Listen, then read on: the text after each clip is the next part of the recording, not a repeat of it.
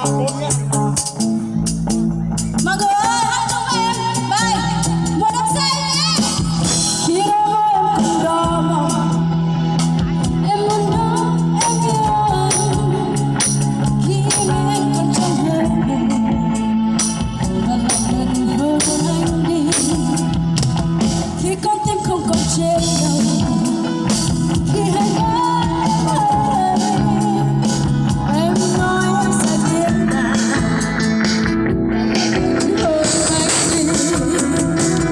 lại gần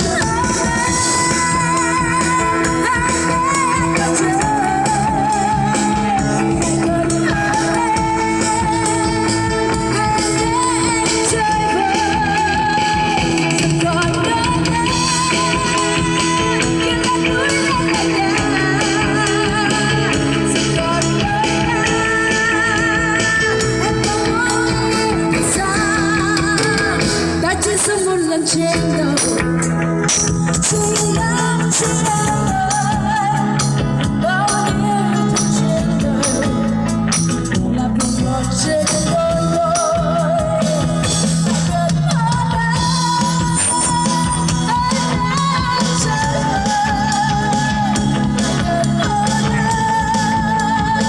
gần hơn anh trời ơi, giờ còn đây.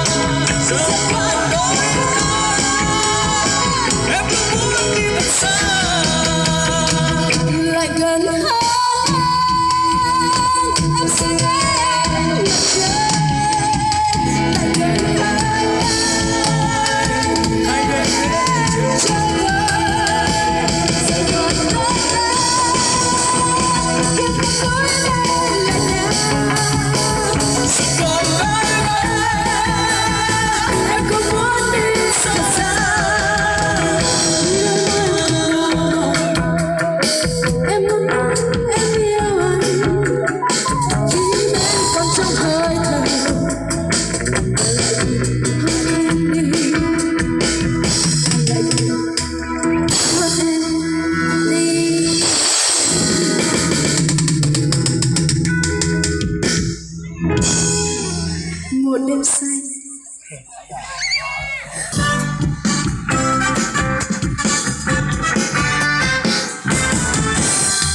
Nghe nhịp nhịp về chân khu phố có cô em tung ta, đôi môi cười hoa thắm và mặt trời của miền nhiệt đới trên tay em buông chân cho anh mơ. Anh muốn được cùng em về vùng miền Bắc, mình sẽ sống những ngày hè nắng dưới bóng sưởi làn đời, sẽ ta yêu em mãi là những lời ta từ lâu. Lần đầu gặp em trên phố anh ngẩn ngơ thật thơ như người ngu mơ. Chỉ một lần nhìn vào đôi mắt em đã cho anh quên đi tất cả. Anh muốn cùng em về vùng miền Bắc, mình sẽ sống những ngày lúc nào sẽ không làn đời, sẽ mãi yêu em mãi là những lời ta từ lâu trong lòng.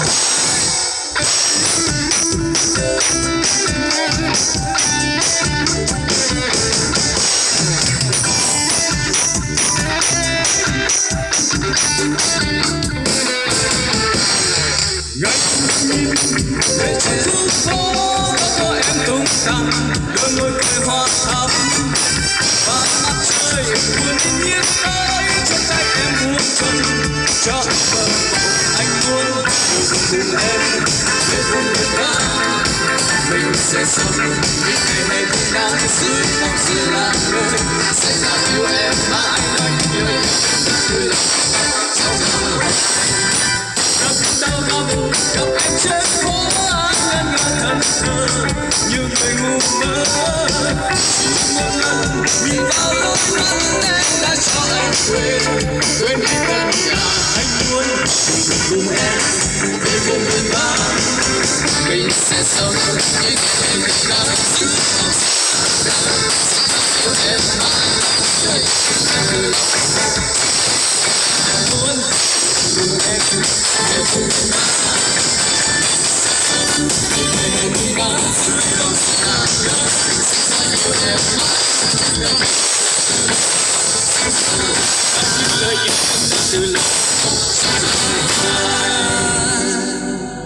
xin hết ạ.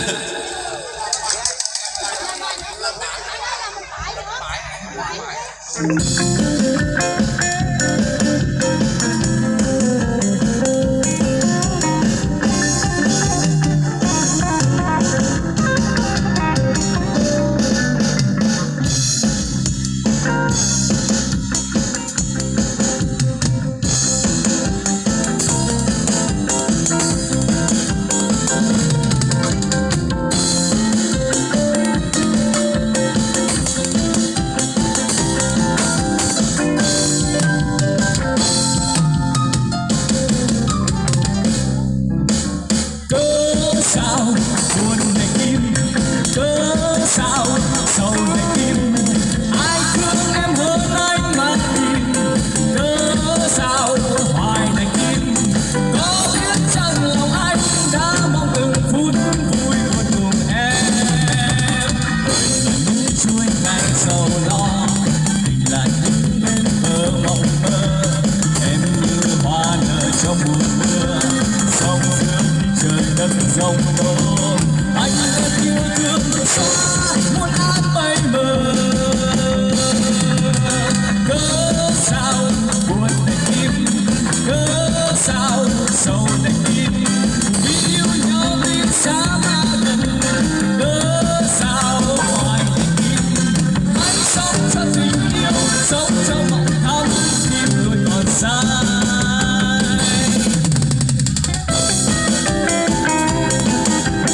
Xin cảm ơn bạn ạ.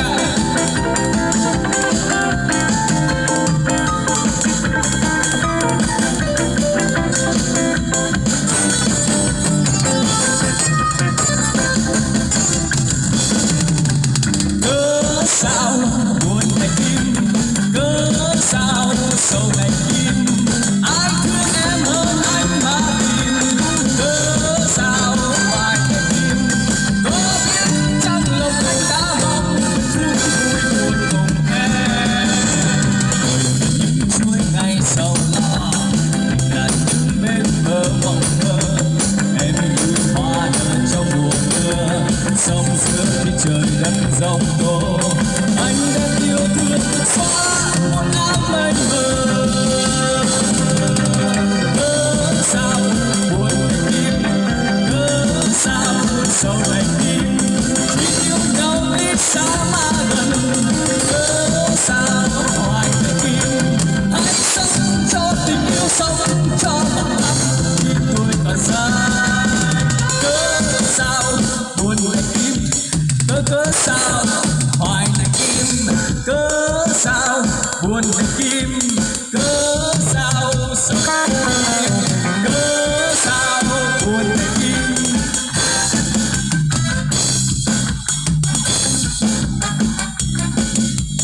cớ sao buồn này tim cớ sao sầu hoài này tim cớ sao buồn này tim.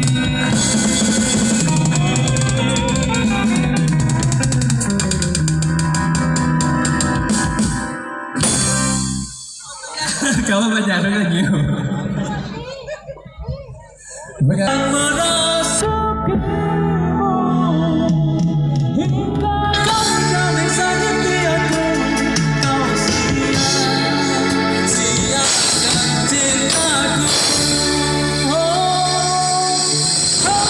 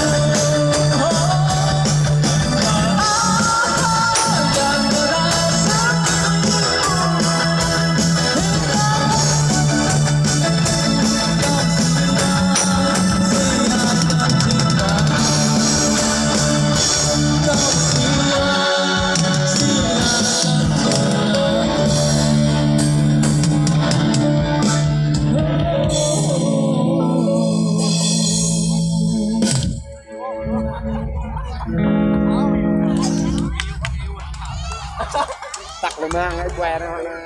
vợ nè không này